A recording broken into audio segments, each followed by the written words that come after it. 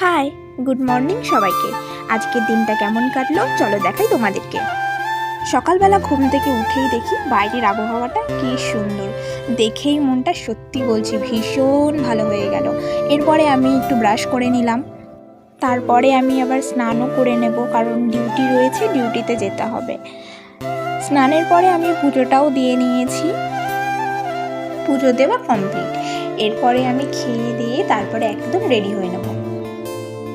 Ready হয়ে চলেও এসেছি, খাওয়া দাওয়া হয়ে গেছে, এরপরে বেরিয়ে পড়ব।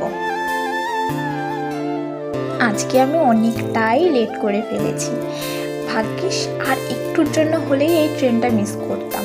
আর এই ট্রেনটা না পেলে সেই 10:30, অনেকক্ষণ বসে থাকতে হতো। দেখো, তোমাদের সাথে কথা বলতে বলতে আমি শোরুমেও চলে এসেছি। এই ভিডিওটা আমি